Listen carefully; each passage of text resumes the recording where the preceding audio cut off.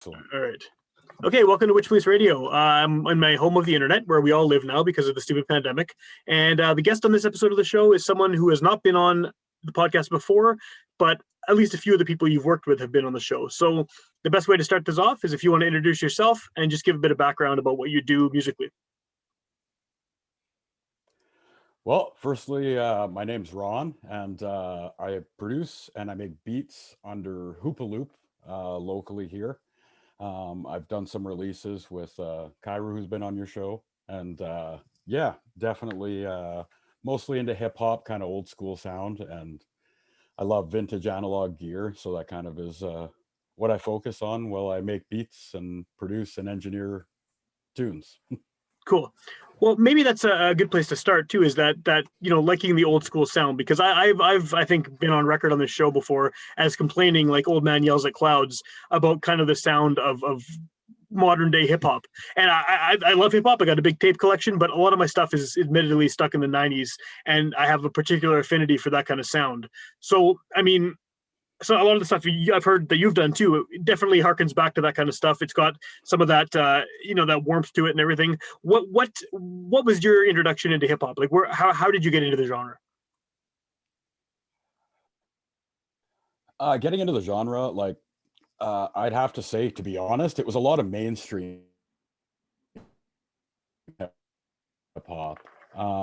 It's very in this generation. I'm in my 30s, so lived through some interesting stuff. And one thing was pretty much watching the Much Music days, where you'd get your loud, and then you'd get your hip hop. You get like everything on watching TV, to be honest. Mm-hmm. And so a lot of the West Coast kind of mainstream hip hop is kind of what I secretly listen to. I came from the metal genre myself, so music has changed nowadays. At a certain time, when you were a metalhead, you don't want to come out and be like, yeah, I listen to all this rap too. For sure. So it's kind of been a closet jam for a little bit. And obviously the older I get, the less I care about opinions and just listen to what I like. Start yelling at clouds. Yeah, yelling at clouds is great. I'm fully accept that I'm in that stage of life right now. But so as someone who was in the metal scene before, how do you kind of transition then from secretly listening to hip hop to kind of full time being a producer and making rap beats for people? How did that sort of happen? Changing from being the metal guy to now this is your métier. To be honest, it was a lot of the friends that I had. With the metal stuff, I used to hang out with a certain group of people, and a buddy knows a buddy, and it's like, you have a microphone, you have a studio set up. Hey, this guy raps. You want to try and hang out and see what happens? Yeah. That's kind of a lot of what got me into it. A friend of mine, Mike, Ear Crud, Good name. He actually got me into beat making more so in the beginning. Yeah, very good name. Yeah. And yeah, we kind of just were playing around, and metal melodies are kind of translatable into a lot of different things. So we used to just kind of jam with a MIDI controller, and it kind of evolved from there. Cool. And did you? I mean, was there? Yeah, it pretty much. I was gonna say, is there a big learning curve to getting into the equipment? Because I know obviously things have changed, from even 10 years ago to now in terms of how not easy, but how user friendly, I guess, making beats is, in the sense that you can have all kinds of crazy software just in a laptop versus before needing to have all of these different pieces of equipment. Was it what was the learning curve like to figure out sort of how to even do this? Because a lot of people listen to hip hop, a lot of people know what they like as far as beats, they have ideas for beats, but actually creating that is a completely different story, right?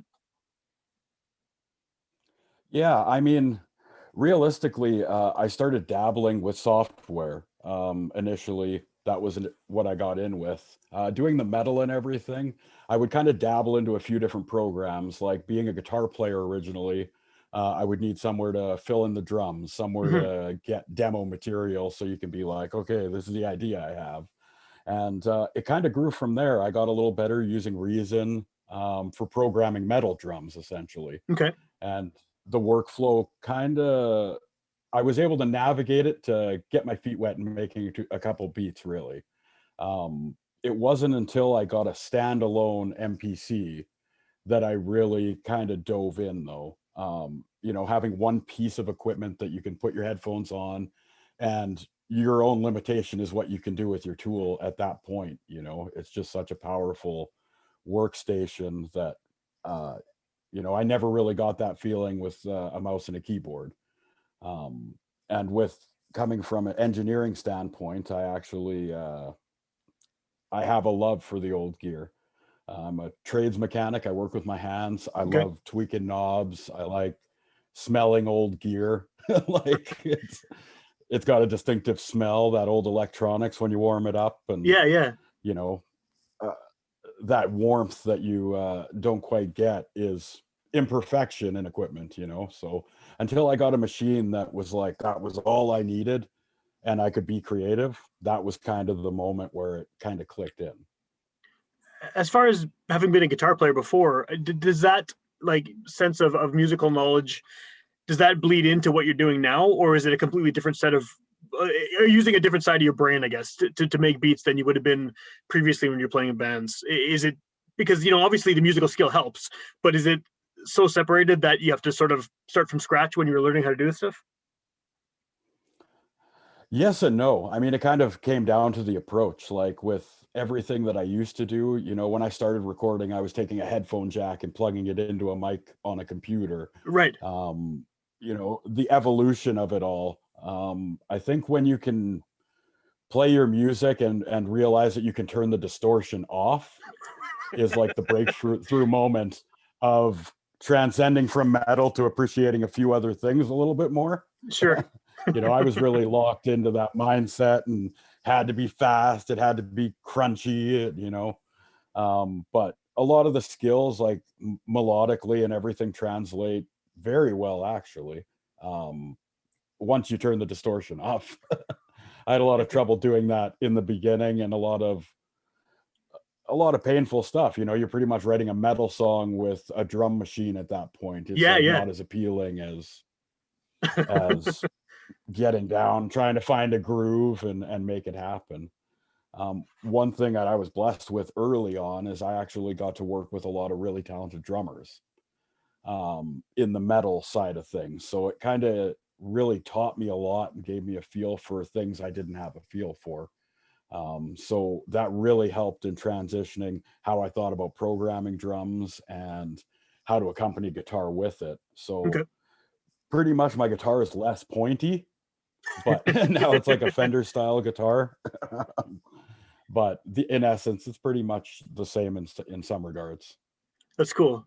So when you're working with someone, like let's use Cairo as an example because he's been on my show and I really like the stuff that you've done with him. I think it's a very you guys together have created a very distinct sound, and your beats definitely match his vocals really well. So how do you, when you're making a beat for someone, what are you going for? Are you trying to tailor it to suit their style, or are you wanting them to tailor their vocals to your style? How do you put that together? Because I mean, when you have someone who's working with someone a lot, obviously they learn how to play off in any style of music. They learn how to play off each other. They kind of build on each other's strengths. And so, how do you determine like what kind of sound you want for someone like that? For someone who has a very distinct style, even some of the subject matter is very specific to him. What are you doing when you're making a beat for him? Uh, to be honest, I think the best answer to that question is I'm not making it for anybody but me. Okay, okay, You know, there's not really a moment where, you know, something brand new is happening. For me, beat making is like my piece. It's like where I get, you know, to release. You know, if I have a happy day, if I have an angry day, like it all can come out on the MPC. So a lot of that process that I do actually happens on my own. okay. But when it comes to working with somebody and you start connecting the dots on what works between the two of you, your brain just kind of clicks and you start making beats for that person, whether you meant to or not, you know? Right. And that's a lot of how the progression of the Cairo and Hoopaloop stuff has gone, you know? It's gone from just a feeling that I had to get out one day and, you know, Cody will take a listen to it. And, you know, as a beat maker, as soon as you turn on that beat and rap starts, like turn on the microphones and get out of the way, because it's gonna be organic, you know. Right, right. And that's a lot of, honestly, what happened with Cairo and myself. We kind of got together, started playing a few beats, playing a few vibes, and next thing we know, like the second time we ever hung out, we're firing up the microphones and ironically recording two songs that have been released already, Oh, cool. in our second time ever meeting and hanging out. Yeah. So yeah, it's kind of like an organic thing. I really try to capture a feeling and an essence on my own, but inevitably, Cairo's talent and skill and everything, all the people that I've worked with, they've rubbed something onto me, which has kind of shaped how I create in certain ways. And Hmm. sometimes it works for somebody specifically, and sometimes just needs the right person.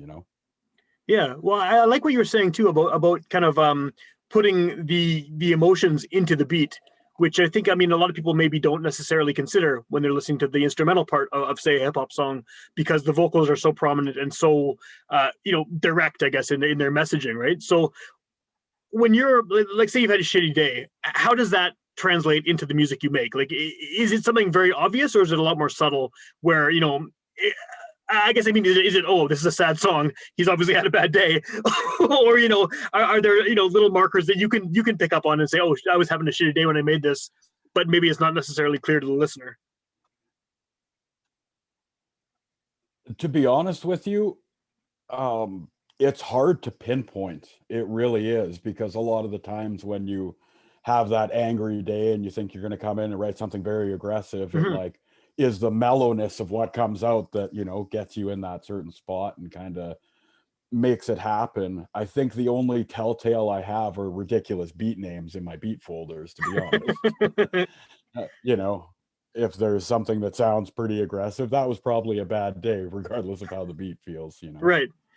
um, there's there's a lot. I mean, when I sit down, if I don't progress in something in, about a half hour of sitting and listening to a loop, I'm, saving it, getting out of it, and it's kind of the next thing. So a lot of the times when I do sit down, three or four ideas can get hashed at one point, and they can be so drastically different that Okay. it's hard to pinpoint what was the feeling that kind of made that, because it sometimes goes all over the map. Yeah, But yeah. Are you sitting down with the idea of, okay, I'm going to sit down and make some beats, or is it more you're inspired to do it and then you go down, go sit and start working on it? Is it, I mean, like you said, you do three or four things and if they see if they work out, is that sort of your usual process of just, I'm going to record now, I'm going to make music now, or is it more, you have something's going through your head and you need to get it down? not so much that something's going through and I need to get it down.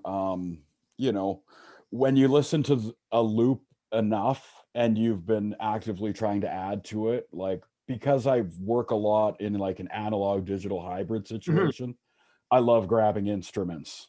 I would love to grab guitar. I love to grab bass, hit the piano keys. So I feel like if that stops progressing and you start to get sick of what you're listening to, or just can't nail that part, it's best to kind of keep moving. And Yeah. as long as you've got the juice to keep going, just keep making it happen. I mean, I can pretty much speak for a lot of producers when, there's certain songs or certain loops or certain vibes in their vaults that, like, they might not open again. Right. And, the good thing about working with other artists is a lot of the time you don't see what other people see in it. I've sat down with mixes and beats and just been like, it's not good enough yet. And it's like, nobody's going to notice that difference between when I say it's not good and then when I say it's good. Right. Right. It's not a measurable kind of distance there. So I think working with the artist and being able to like see what mood they bring out is kind of the most important thing about what I do, Yeah. and not necessarily what I'm feeling in there. You know, I try to make beats every day. I mean, I kind of built my own little paradise of what I want it to be.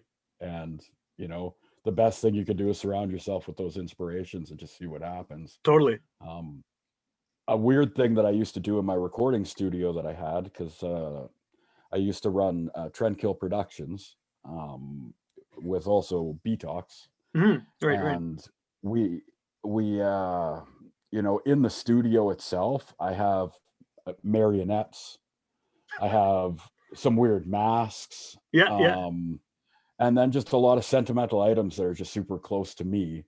Um, and when you look around at such an interesting blend of materials around you, I kind of use that to just clear the headspace of, I'm not going to do anything that's too weird. Like, look around, like yeah, there's yeah, nothing out of bounds. yeah. So That's a good attitude to have, I think. Is just the idea that there is no real limit to what you can do, right? It's just whatever comes out is going to be the thing, regardless of what other people think about it. I like that idea.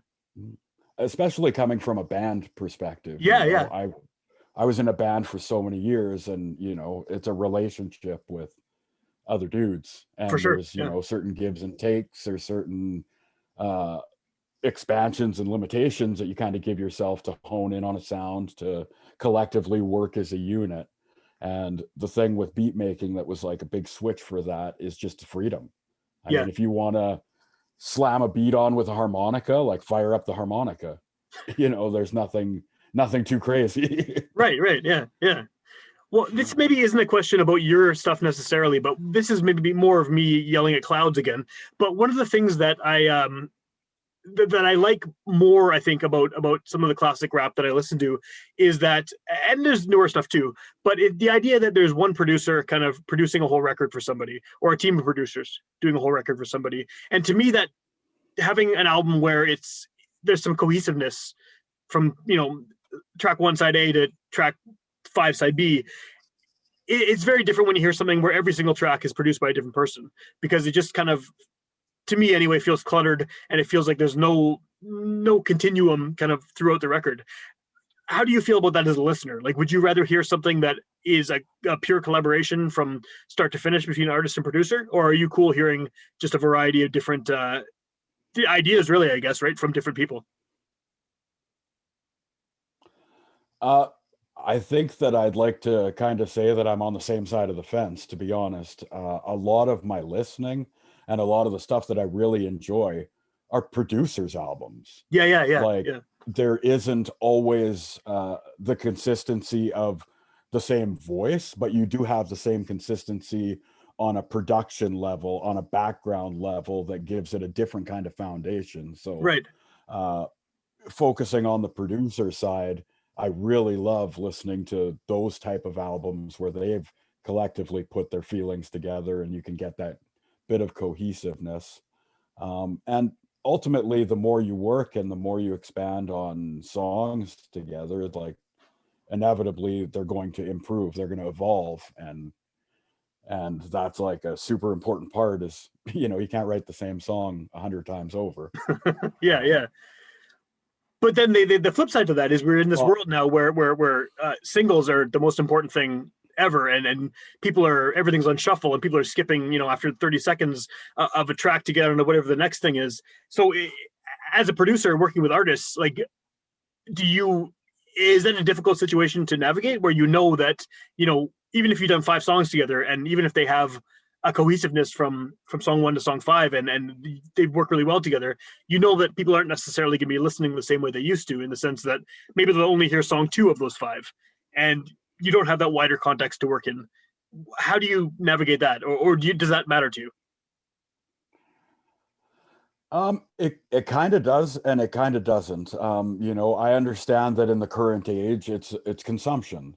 Yeah, yeah, That's pretty much, you want to be, this one song makes you happy, you're going to listen to it 300 times in a week, because nobody has to tell you can't. for sure. Yeah, yeah, So I really feel like it's easy to overdo that, and something that really adds that value and cohesiveness are those projects that are, one producer and one artist, and that groove, to get the cohesiveness. Yeah, you're not always going to hit on every track, possibly, yeah. but at the same time, I can honestly say, as a producer, you also have no idea. You don't have your own compass. You don't have your own gauge for how somebody else is going to enjoy what you do. Right, right. So I think a lot of that push, especially in the current age, is just, repetition. see me a lot. Yeah. You know, whether you like what you're going to see, you know, somebody working hard, whether it's, you know, it all catches or it doesn't. Because honestly, from the driver's seat, sometimes you have no idea, Yeah. no Yeah. clue. Well, one of the best things about the internet right So it's now is that you can good to be release. open to do. Oh, sorry. Go ahead. I think our connection is shitty right now. Oh, no, go ahead. No, okay. What I was going to say is, I think that we're in this era now, Oh, it like seems you said, where people are listening to they're picking the one thing they like and moving on to the next thing. And so, one of the benefits of having the internet is everyone can, no matter how good or bad it is, can make music, can put it online, make it available to everyone, and it's sort of that levels the playing field a little bit in the sense that a bedroom producer can put the music out there and it can be heard by the same person who's listening to someone recording in a fancy studio. But how do you sort of make a name for yourself in an era where everyone and their dog is a producer and everyone has a SoundCloud page and everyone has a Bandcamp? And how do you rise above kind of everyone else and get yourself heard when we're being bombarded by a million tracks by a million artists kind of every minute? I mean, to be honest, that's like the golden question there. It's like, you know, you have Yeah. to you have to do a lot. You know, not just on, you know, quantity. You know, there's debates on every side of what's the best way to do it. Should you be overloading with tons of music that not one person could even consume at all? Yeah. You know, or should you be marketing individual things? And I mean, really, it's so hard to gauge that what you have to kind of do what makes you happy, like what gives you a sense of accomplishment in making music, period. Is it so that you can turn on your phone and be like, hey, I made that? Or, you know, maybe you'll be, I want to listen to the radio and hear something that I've done before. You know, it depends on what the goals are, really, of how you do it. We You know, with myself, and I've done a lot of work with Polyfree, Diligence, Cairo, and a lot of what we've done has been building.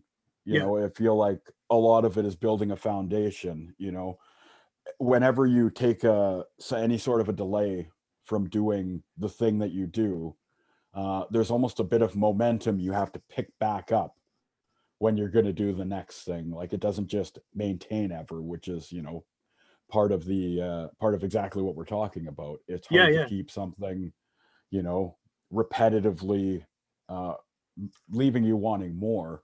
And I think it's awesome that there is the amount of tools that are available to people with the computer. They've Yeah. become so powerful. You can make beats on phone. Like, it's awesome to have that kind of musicality at everybody's fingertips. Yeah. And the big part about it is the evolution from here. It's like, where does it go from this point, you know? Because when you talk about the big studios and stuff, like, it's all analog gear, like you're recording to tape still.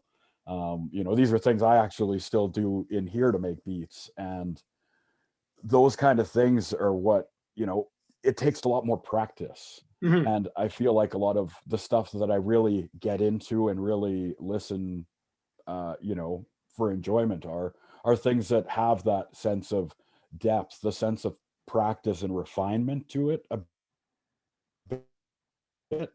That makes sense. And when you start looking at the current wave of music and whatnot, I envy some of these people who can get their job done the way they do with their laptop. You know, that's something that I've countless people or artists or producers, like, I chat with a good number of people that I'm inspired by. You know, I'll send that message, reach out, Yeah. talk to them, and, you know, to be able to find out where it's like, oh man, like, I've been listening to your stuff nonstop for the last year. And then they're like, yeah, I made that all on my laptop. And it's just like, you know, you kind of look around the place and you're like, what the hell am I missing, you know? Yeah. Like, but uh workflow for me, like I said, doing engineering and kind of focusing on being a recording studio, the mouse and keyboard are, you know, edit and mixing for me. So as a later stage, I definitely involve the computer and do all that. In the current scape of music, like so many people are getting the job done by any means. I mean, you're pretty much the vessel of your sound. You know, any tool can change, but the consistency is you. Yeah. So to be able to put something out there with the same tools that I've got on my iPhone and somebody else, you know, made this killer beat on their iPhone, you know, I think it's good because you get people inspired by things like that too, where it's like, hey, I've had GarageBand on my phone, I've never opened it, you Yeah. know, Yeah. a little music never hurt anybody. Yeah, that is one of the So good things. It's a great equalizer, the internet, and even a smartphone. it's cool because it's changed everything. Absolutely. Yeah. Yeah. Absolutely. So, where do you think that what you do fits in within the larger Winnipeg hip hop scene? Because that's a community that's grown and expanded over the years, considerably, and now there's all kinds of subgenres and different styles, sort of all competing. Maybe competing is the wrong word, but all coexisting within the same local music community. Do you sort of have a niche carved out for yourself and your collaborators where you feel like you sort of fit in this pocket of the local rap scene? Locally, I would say it's a little more difficult to say. For me, I'm inspired by a lot of local acts. You know, being in the recording studio side of things, like some of the same musicians that are, you know, you're working on a jazz project with are playing in a hip hop project. Yeah, So, yeah, you know, a lot of the people you get really cross you into different areas and different genres that you know, you really wouldn't think at the moment of, oh, hey, this is a hip hop person, you know. And I think that, you know, with the local scene, the cool thing about it is that everybody is doing their own thing, yeah, you know, and where you said coexisting, like that's a great word for it. For where, you know, we fit in locally, or myself and working with other people, I mean, I'm just trying to help artists really tell their story. You know, okay, the beat is kind of the background to what they're doing. So when I get inspired by an artist, I get inspired by somebody's writing, you know, that's that's where I feel like it's just what comes of it comes of it. I find it hard to kind of say, hey, we're like this person, and you know, that kind of meshes together because it's such a unique plane here. Really, it yeah, is. yeah, So you can, you know, the old school guys, you've got a lot of very inspiring producers on top of you know, artists and rappers here yeah, in the city. And so just seeing everybody do their own thing, it's just like a work ethic. It's like an unspoken work ethic that, you know, you just want to keep going. And if you get a bit of that drought, you're looking at everything else and you're seeing to help kind of push you along, get you inspired, and be like, you know, try and carve out that spot. yeah. Because, you know, nobody else has the spot I want, you know. And as an artist, that should be almost the way you look at it. You know, you want to carve out your own spot, you want to be known for you, and if it Yeah. fits in somewhere, cool. If it doesn't, then, you know, do your thing, do what makes you happy. I like that. I think that's a really good way of looking at it because I think a lot of people are in any genre are trying to maybe too hard to fit themselves into what they perceive as this is what Winnipeg metal is supposed to sound like, or this is what Winnipeg rap's supposed to sound like, or whatever, right? And I think that there's a lot of artists who they almost lose some of that individuality by pushing themselves to fit a format that maybe they don't necessarily fit into, organically. Oh, absolutely. And that's something, like, you know, with my history in music, I've struggled with the whole time. Yeah, Is like, really, where do you find your place? And, you know, I've been playing in the local Winnipeg scene pretty much since I was about 15 years old. We were getting in. My yeah. dad would come to the bars so that I could play in some of the bars. I did that too for sure. Yeah, yeah, And it was you know, a different time back then, and that kind of background, and that, you know, the amount of practice that goes into those different things, it just prepares you for you know, all the work you have to do by yourself. yeah, And that's a big part of everything here is the work that is measurable that you can do yourself, you for know. sure. Well, So what? it's kind of, Oh, go ahead. Well, it's just, you know, that you got to set yourself out a bit of a foundation. You know, you always got to feel like you're moving, you Yeah. know. One of the things that's come up on the show a lot, like regardless of who I'm talking to, is this idea that Winnipeg or Manitoba in general, that music fans here have a very strong bullshit detector, and that there's a definite gravitation towards music that is, or any art really, that is honest and genuine and comes across as being real and authentic. And I mean, hip hop as a genre is definitely, that is a kind of a key component, right? Is that realness and not being fake, not going out of your way to sound like something that you're not. So when you're making your music, do you think about trying to be authentic with it and trying to represent whatever you're putting into the track, or does that just come naturally? It all really comes from the artist perspective, like instrumentally having that kind of control over your own self of doing those kind of things. Like, I find that a struggle, to be honest. Yeah, It's really hard to feel like, you know, you've spent a month working on a track when you're ever going to hit that point where you're like, okay, it's done. You know, yeah, yeah, like yeah. it's never going to happen. I mean, especially when you're trying to outdo yourself in everything that you do in that regard as well, you know, trying to grow, trying to expand. Sure. Um, so I don't know. I think that hmm, I lost the run there, bud. It's all right. It's all right. It's all right. I was waiting to see if you had some really insightful way to end that, but I definitely did. yeah, yeah. And it just walked away.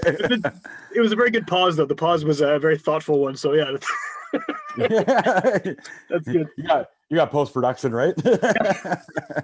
Post production is basically me realizing I have to put an episode out, in an hour, and then quickly getting the thing online. But so Oh. if people want to hear your stuff, right? I mean, I know you've worked with a lot of artists, you have a lot of music out there. What is sort of what would you recommend for someone who wants to hear your beats and hear, I guess, what you consider to be your best stuff? Do you have sort of a direction you'd point them? The most authentic stuff would probably be the beat tapes. Okay. I've done 2 beat tapes that I've put out.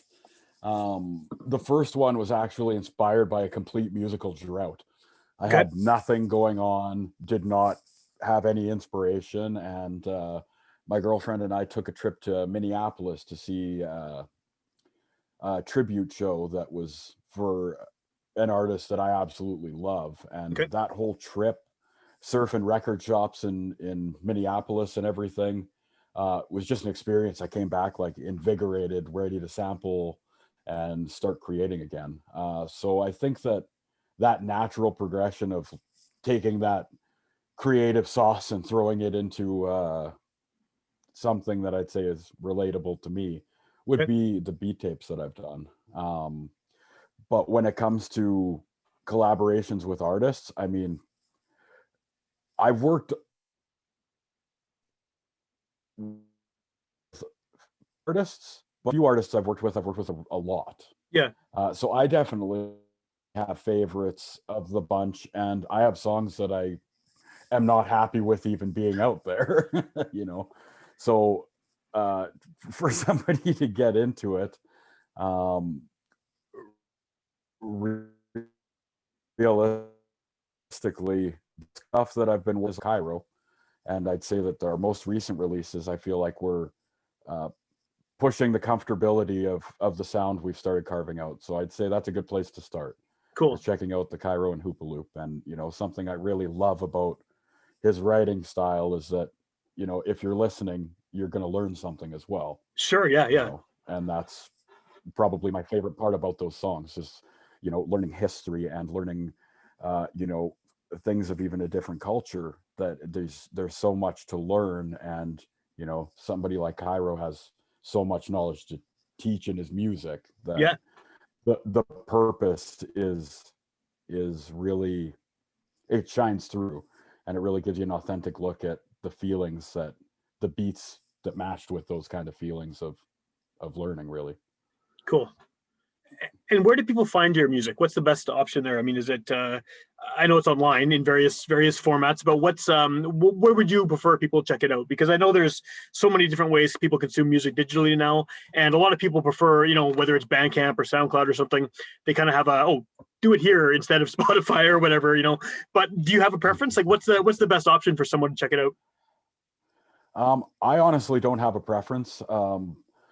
Obviously, with distribution services now, they pretty much put them out to everywhere people comfortably listen to music. Yeah. So I don't think there's too many that we're missing. But I myself, I mean, I watched Spotify. I'm not a Spotify user though. No, I'm neither an am I. Apple Music user, and so I tend to miss out on a lot of the Spotify playlist stuff and whatnot. But um, definitely on Spotify, Apple Music.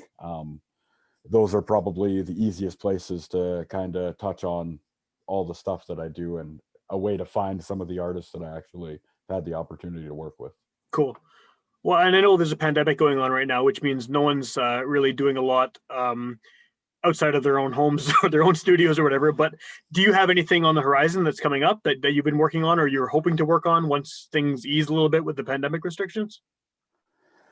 Yes, actually, when I started doing the beat making title and kind of claiming that as the thing that, I'm kind of pursuing, I did my first set of releases were all instrumental beats, but I made myself a challenge to do a release a week for Cool. 6 months straight.